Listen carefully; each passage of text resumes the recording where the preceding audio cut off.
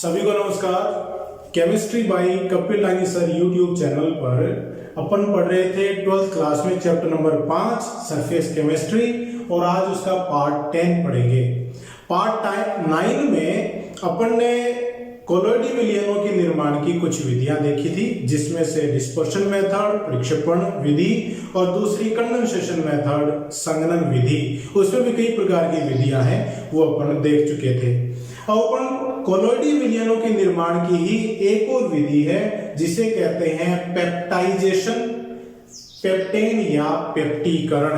इसको पढ़ते हैं, देखिएगा। इस विधि में क्या होता है, जिस पदार्थ का कोलोइडी विलयन बनाना होता है उसके ताजा अवक्षेप में विद्युत अपघट्य मिलाते हैं और उचित परिक्षेपण माध्यम में मिलाकर हिलाकर कोलोइड का निर्माण करते हैं। देखिए, कोई पदार्थ है जिसका कोलोइडी विलयन बनाना है, उसमें क्या मिलाएंगे आप? विद्युत अपघट्य। और ये पदार्थ का क्या लेते हैं अपन? ताजा अवक्षेप। और क्या बन जाएगा? कोलोइड प्राप्त होता है। तो किसी पदार्थ के ताजा अवक्षेप में विद्युत अपघट्य मिलाकर कोलोइड बनाते हैं। इस विधि को पेप्टेन या पेप्टीकरण कहते हैं और विद्युत अपघट्य को पेप्टीकारक कहा जाता है। विद्युत अपघट्य है वो पेप्टीकारक। उदाहरण लेते हैं, जैसे देखिएगा, फेरिक हाइड्रोक्साइड का अवक्षेप लेते हैं और उसमें FeCl3 पेप्टीकारक मतलब विद्युत अपघट्य मिलाते हैं।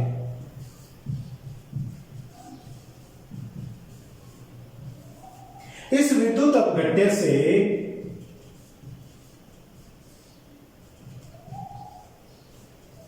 Fe3+ आयन अवक्षेप के कणों की सतह पर अधिशोषित हो जाते हैं और कणों का आकार बढ़ जाएगा।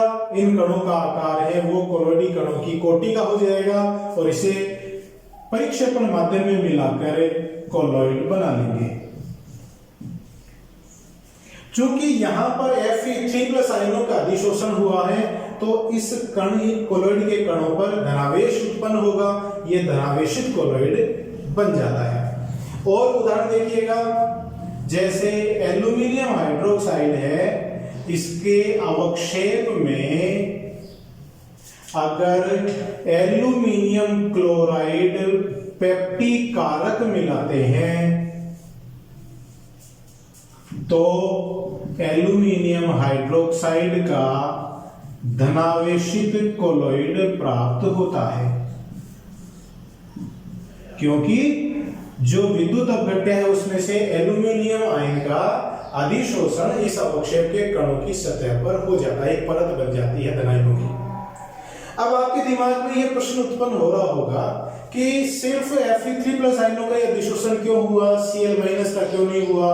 यहां पे एल्यूमिनियम 3+ का ही क्यों हुआ, Cl- का ही क्यों हुआ?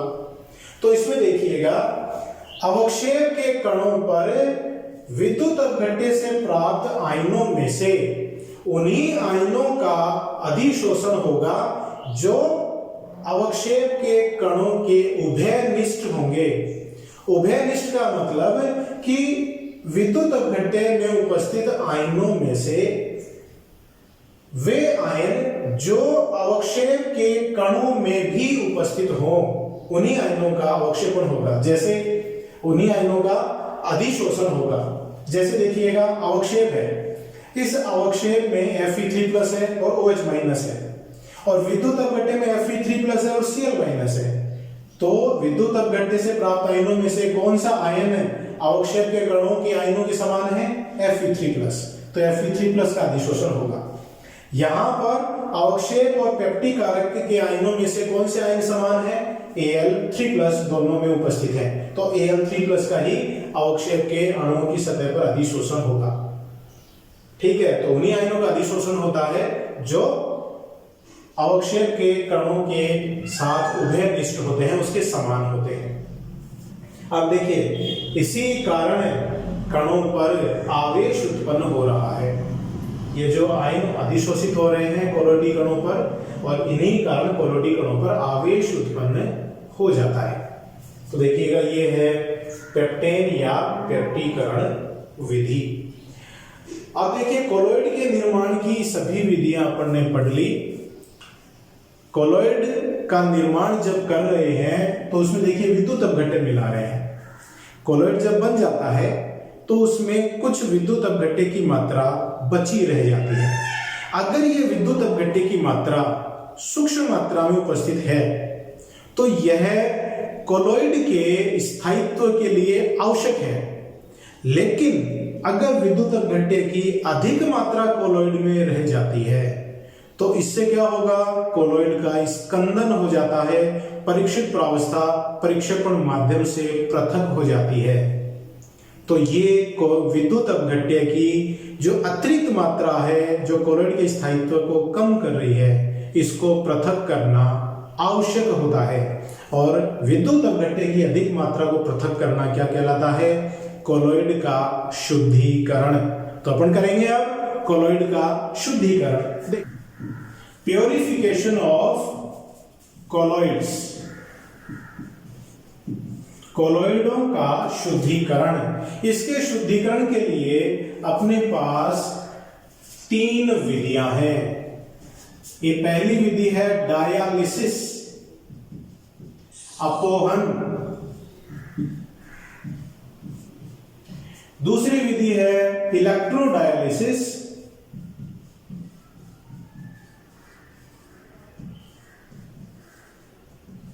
विद्युत अपोहन।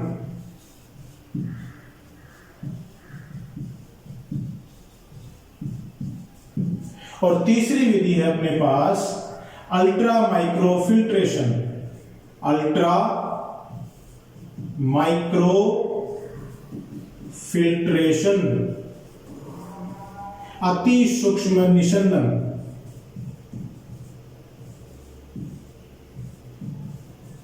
और निशंदन का मतलब छानना। ये है तीसरी विधि। देखिएगा, एक एक करके इनको डिटेल में पढ़ते हैं। डायलिसिस अपोहन, आपने बहुत बार नाम भी सुना होगा कि अपने शरीर में जो किडनी है वो ब्लड का डायलिसिस करती है, निशंदन करती है, रक्त को छानती है। ठीक है, तो वो ही वैसा ही कुछ डायलिसिस अपन यहाँ पे करेंगे। अपोहन या डायलिसिस के लिए कोलोइड के मैं एक गुण की चर्चा यहाँ पे करना चाहूंगा। अपन ने जब वास्तविक विलयन कोलोइड और निशंदन की आपस में तुलना करेगी तो अपन ने क्या देखा था कि जो वास्तविक विलयन के कण हैं वो फिल्टर पत्र और अर्धपारगम्य झिल्ली दोनों में से आर पार जा सकते हैं। कोलोइड के जो कण हैं वो फिल्टर पत्र में से तो आर पार जा सकते हैं, लेकिन अर्धपारगम्य झिल्ली में से आर पार नहीं जा पाते हैं। और जो निलंबन के कण हैं वो फिल्टर पत्र और अर्धपारगम्य झिल्ली दोनों में से ही आर पार नहीं जा पाते हैं। इन्हीं गुणों का उपयोग करते हुए अपन ये विधियां काम में लेंगे। अपोहन या डायलिसिस विधि में इस तरह से, जैसे मैं ये थैला बना रहा हूं, ये थैला किसका बना हुआ है, ये अर्धपारगम्य झिल्ली का बना हुआ इस तरह से कोई बैग है। इस बैग में अशुद्ध कोलोइडी विलयन भरा हुआ है, अशुद्ध, और इसे एक बाह्य पात्र में रखते हैं, टांग देते हैं, जिसमें से लगातार जल का प्रवाह होता रहता है। इधर से इसमें मैं यूं जल डाल रहा हूं और यहां से ये जल लगातार निकलता रहता है। तो क्या होगा, ये अशुद्ध कोलोइड है, इसमें कुछ विद्युत अपघट्य की अशुद्धियां मिली हुई हैं। क्योंकि विद्युत अपघट्य है वो वास्तविक विलयन के कणों की तरह व्यवहार करता है, तो विद्युत अपघट्य के जो आयन है या कण है वो इस अर्धपारगम्य झिल्ली, सेमी परमिएबल मेम्ब्रेन से बने थैले की इस दीवारों में से, इसमें से बाहर इस जल में निकल जाएंगे। और विद्युत अपघट्य के कण बाहर निकल जाएंगे और जो कोलॉइड के कण हैं वो इसमें से बाहर आर पार नहीं निकल पाएंगे। तो देखिए आयन तो बाहर आ गए जल में, जल का लगातार प्रवाह होता जा रहा है तो जल के साथ ही आयन बह के निकल जाएंगे और इस अर्धपारगम्य झिल्ली में सिर्फ क्या बचेंगे, कोलॉइड विलयन के कण बचेंगे। तो अशुद्धि है वो पृथक हो गई। यहां पर ये जो विधि है इसकी एक ड्रॉबैक है, कमी है। वो कमी क्या है कि यह बहुत स्लो मेथड है, बहुत धीमी विधि है। ये आयन धीरे धीरे इस अर्धपारगम्य झिल्ली को पार करते हुए बाहर निकलेंगे तो इसमें काफी समय खर्च हो जाता है। इसका वेग बढ़ाएं, कम समय पर ही ये अपहरण हो जाए, डायलिसिस हो जाए, इसके लिए क्या किया जाता है, दूसरी विधि काम में लेते हैं जिसे कहते हैं विद्युत अपवहन। अपवहन के जैसा ही है लेकिन थोड़ा सा अंतर है, वो देखिए कैसे। ये कोई पात्र है, इस पात्र को अर्धपारगम्य झिल्लियों की सहायता से मैंने 3 भागों में डिवाइड कर दिया। ये अर्धपारगम्य झिल्ली 1 और ये अर्धपारगम्य झिल्ली 2। तो ये और ये दोनों ही क्या हैं, अर्धपारगम्य झिल्ली। ये भाग ए, भाग बी, भाग सी। मध्य भाग बी में अशुद्ध कोलॉइड विलयन भर देते हैं। तो ये बीच वाला भाग है, इसमें अशुद्ध कोलॉइड है।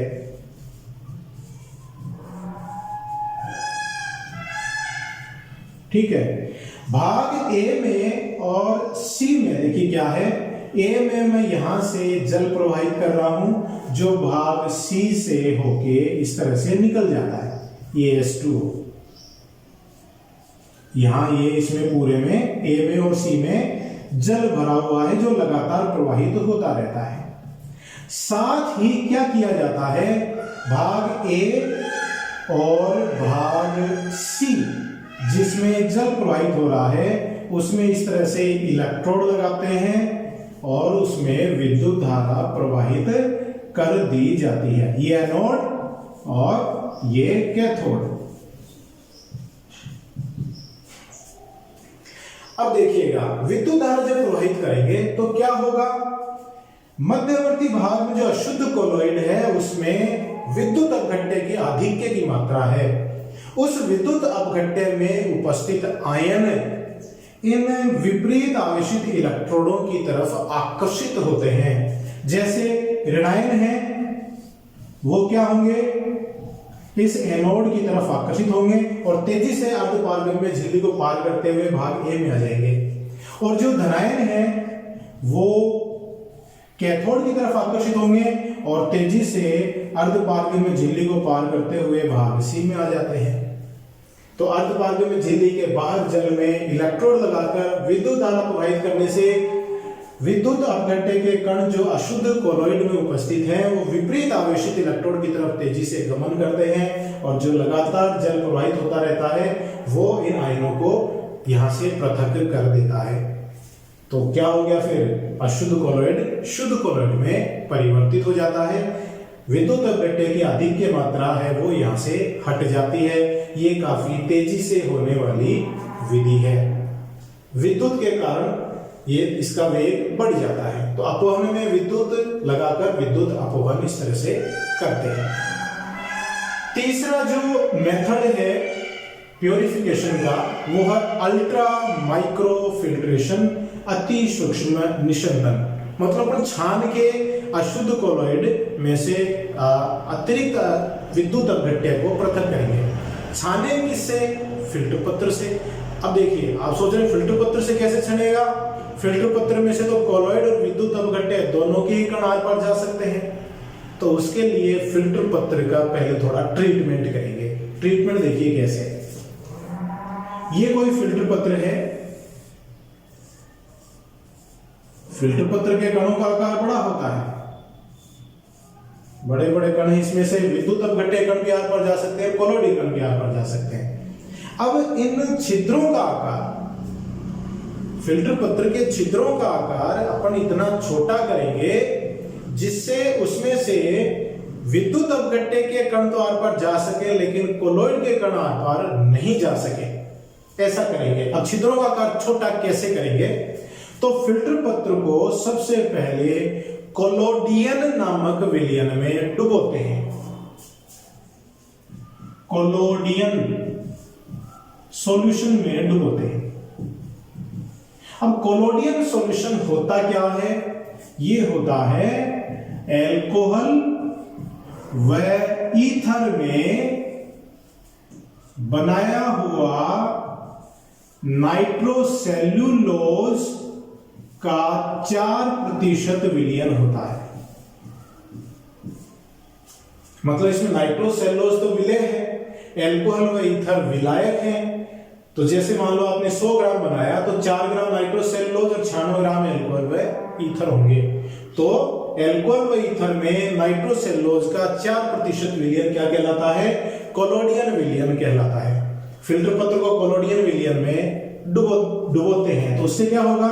कोलोडियन पदार्थ इन फिल्टर पत्र के छिद्रों के अंदरूनी सतह पर जमा हो जाता है। इस तरह से जमा हो जाएंगे तो छिद्रों का आकार छोटा हो जाएगा। यहां पर इस कोलोडियन विलयन के पदार्थ को स्थायी करने के लिए स्थायी कारक के रूप में फॉर्मेल्डिहाइड का उपयोग करते हैं। तो फॉर्मेल्डिहाइड का काम क्या है? स्थायी कारक। तो पहले कोलोडियन विलयन में डुबोते हैं और फिर स्थायीकरण के लिए फॉर्मेल्डिहाइड में डुबोते हैं। तो कोलोडियन पदार्थ के जो कण हैं या कोलोडियन पदार्थ है वो फिल्टर पत्र के छिद्रों के अंदरूनी सतह पे जमा हो जाएगा, वहां स्थायी हो जाएगा। तो इन छिद्रों का आकार कोलोइडी कणों से तो छोटा होगा और जो विद्युत अपघट्य के कण हैं उनसे बड़ा होगा। तो अब इसमें से अगर अपन अशुद्ध कोलोइड को छानेंगे तो विद्युत अपघट्य के जो आयन है, कण हैं, वो तो पारगमित हो जाएंगे, लेकिन कोलोइड के कण पारगमित नहीं हो पाएंगे। तो इससे अशुद्धियां पृथक हो जाएंगी और फिल्टर पत्र पर सिर्फ कोलोइडी कण ही उपस्थित रहेंगे। इन कोलोइडी पदार्थ को या परिक्षेपण माध्यम परिक्षेपित प्रावस्था को उचित परिक्षेपण माध्यम में मिलाकर वापस कोलोइड बना लिया जाता है। अब देखिए, अति सूक्ष्म निस्यंदन या छानना है, इसको वेग को बढ़ाने के लिए क्या करेंगे? फिल्टर पत्र जिसको कोलोडियन में डुबोकर फॉर्मेल्डिहाइड के द्वारा स्थायी करके बनाया हुआ है उसमें अशुद्ध कोलोइड डालेंगे और विपरीत दिशा में सक्शन पंप लगा देंगे, चूसक लगा देंगे। तो उसका इससे क्या होगा? इसके निस्यंदन की दर या छन्ने की दर है वो बढ़ जाती है। तो इस तरह से जो कोलोइड है उसका प्यूरिफिकेशन कर सकते हैं, उसका शुद्धिकरण कर सकते हैं। नेक्स्ट वीडियो में अपन देखेंगे कोलोइडों के गुण, क्या क्या गुण होते हैं, जिसमें अपन टिंडल प्रभाव पढ़ेंगे, जिसमें ब्राउनी गति देखेंगे, कोलोइडों का रंग देखेंगे और इसके विद्युत गुणों की अपन चर्चा करेंगे। विद्युत गुणों में भी अपन क्या देखेंगे? बहुत इंपॉर्टेंट हार्डी-सुलजे का नियम देखेंगे और इलेक्ट्रोफोरेसिस इसमें अपन देखेंगे, विद्युत कण संचलन देखेंगे। तो बहुत ही इंपॉर्टेंट टॉपिक आने वाले हैं नेक्स्ट वीडियो में। तो आप हाथ धोते रहिए, स्वस्थ रहिए, स्वच्छ रहिए, परिवारजनों का ध्यान रखिए, मेरे वीडियोस देखते रहिए। बहुत बहुत धन्यवाद।